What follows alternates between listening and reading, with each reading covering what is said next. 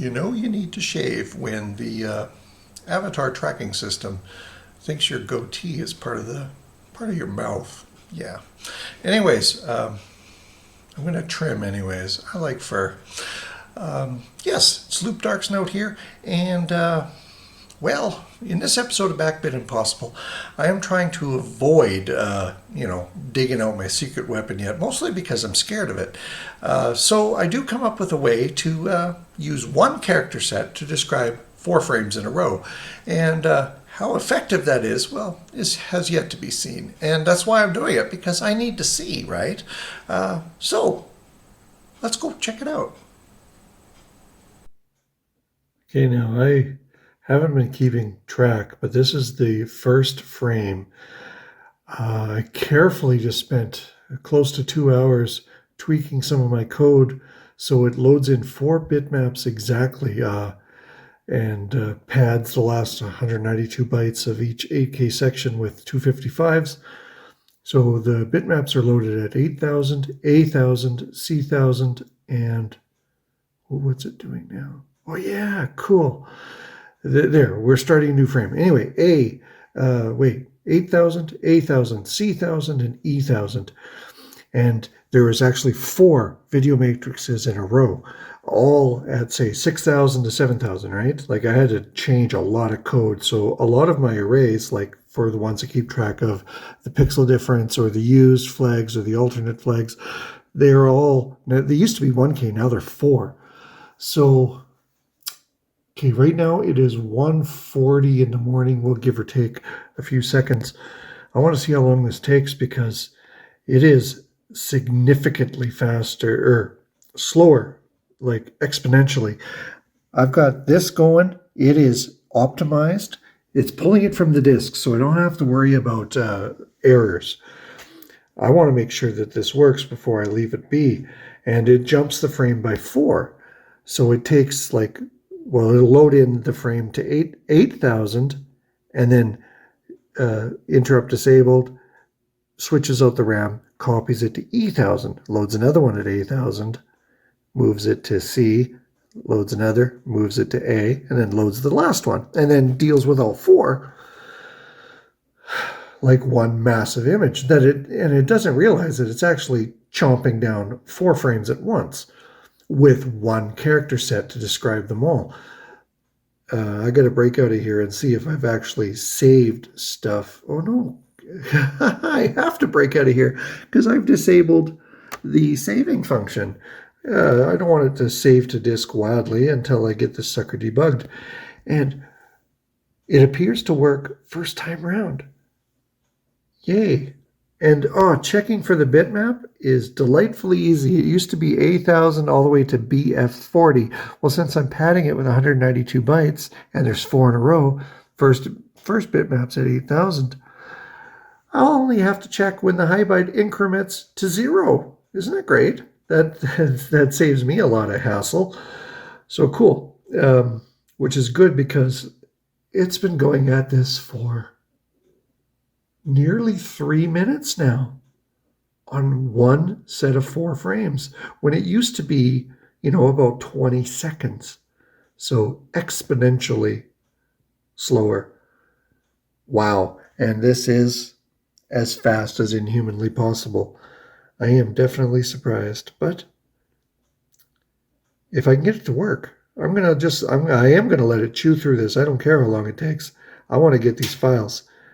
Just so I can see the differences, because this is cool. This I can probably do at 24 frames without crazy tricks. But with the way I have it so far, like previously, with this character set and the video matrix and color RAM from here, not a chance. Can't do it. There. It was over 3.5 minutes for that set of 4 frames. Youch. Interesting. Anyway. Thanks for sticking around for this. I'll see if this thing works, and then I will start it up and just leave it be and go to bed. It's almost 2 a.m. Okay, it should be close to finishing. This time when it's done, it should save, and then it should just drop to basic and end, because I want to test this, right? But I had to change my code because before I was running a basic stub with all the machine languages. The source was following it, but I realized I'm using like 1,000, 2,000, 3,000, all that stuff. So my variables themselves for basic are being overwritten by arrays. Oh, I didn't even notice if it saved. But what I had to do, this is now my program. I had to basically hit new and just run the basic portion. And that don't matter. I poke 55.0, 56, 16. So the top of basic is at 1,000 now because, I don't want to screw this up. So basic's running in a little tiny box, and the rest of it, my assembler's been overwritten, everything's been overwritten. And now I got to go check this file out and see, do I have it? Do I have those 4 frames? Okay, this is my hack to get the 4th frame that I generated. Check this out. Okay, yes. There. That's it. Because, I have to get past the keyframe character set, and then I loaded in the first one, I took a picture of it, second one, third one, and I'll take a picture of this. Now I have all 4. The color RAM isn't part of the deal. That's, you got to use the old one.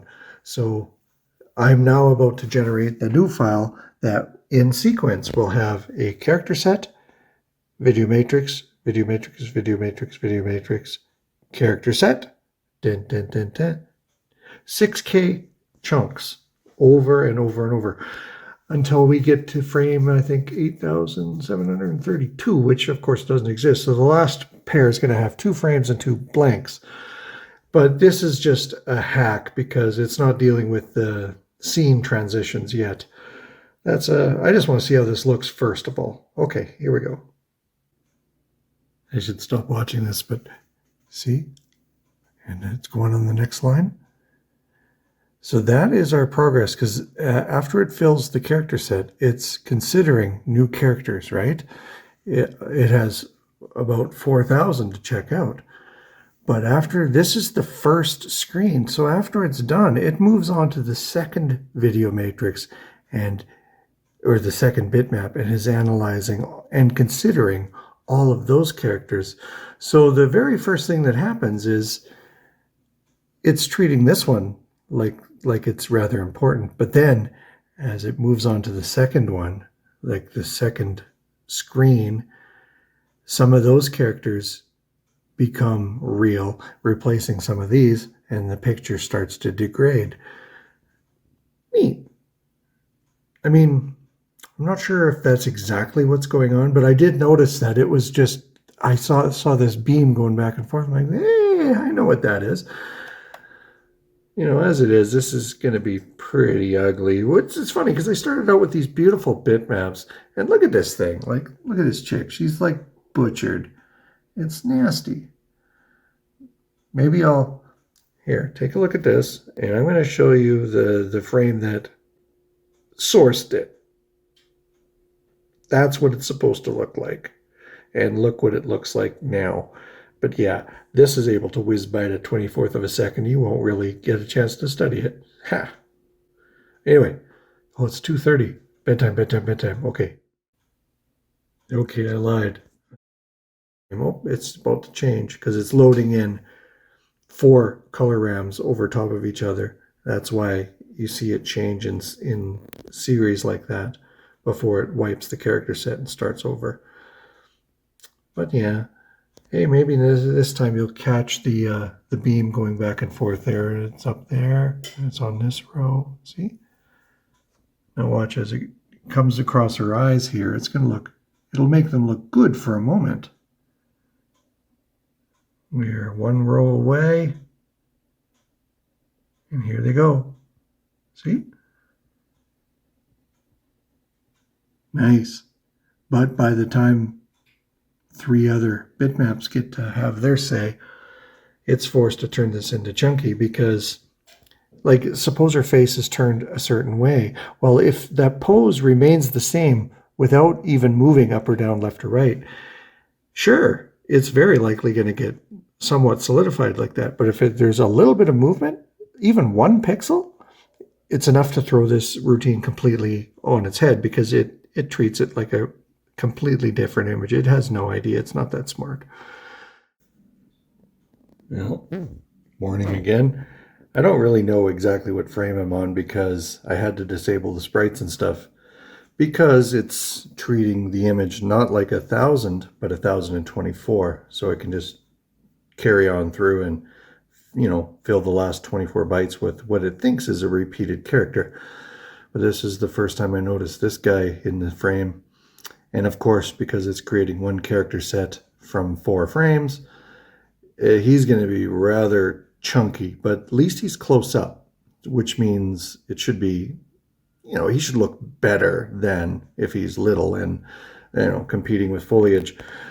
But, yeah, well, he is going to look bad. But at 24 frames playback, it's kind of like when you see those videos that are just made out of Petsky characters. Like, those are freaking characters. They're just graphics, like letters and shapes and junk. But yet they look somewhat good because of the fluidity of the motion, like of the frames themselves.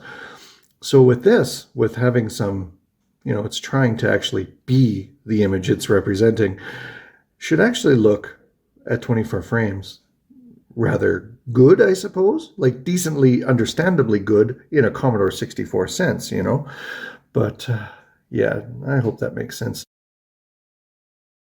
We're about to see a new frame from the beginning.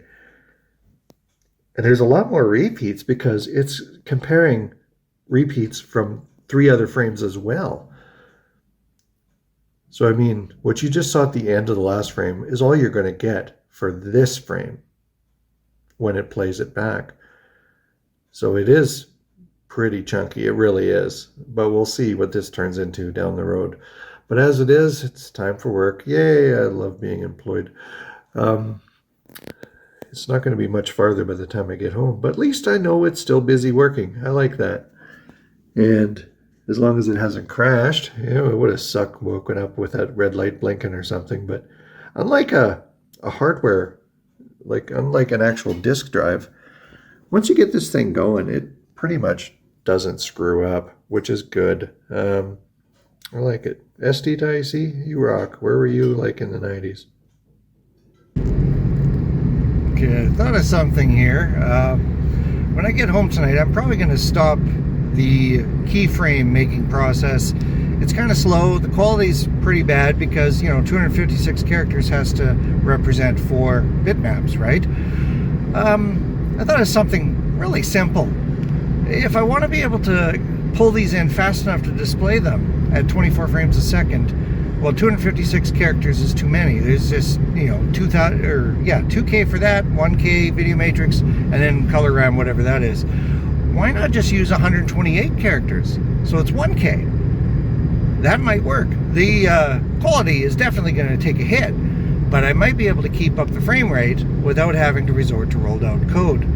So, yeah, I mean, and if 128 is still a little too harsh, I can dumb that down even further. Or come up with, the remainder of the character set, come up with some standard characters that I can just put there and leave them there.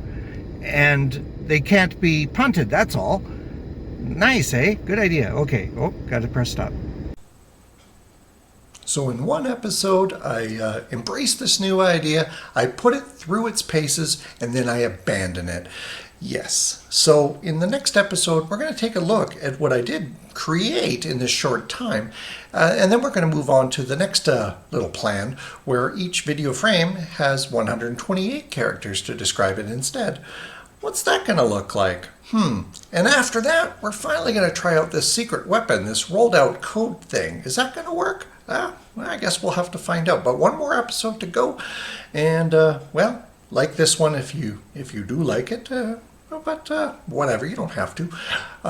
So, until next time, I'm Loop Darksnout, and I'll try my best to grow a little more facial hair in the meantime.